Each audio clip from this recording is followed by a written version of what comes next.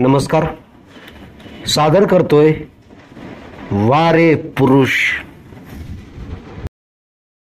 पुरुष म्हणून आपल्या पुरुषी अहंकाराचे मानसिकतेचे ओळ तिच्या कानाखाली नेहमी उमटवत गेलो. नीट वाघ म्हणून चिमटी चिमटवत गेलो.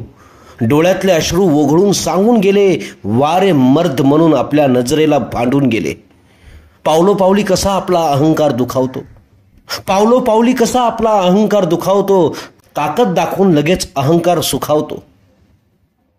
तिने बंड केला तर, तिचा अहंकार जागा झाला तर कुठपर्यंत टिकेल तुमचा नर.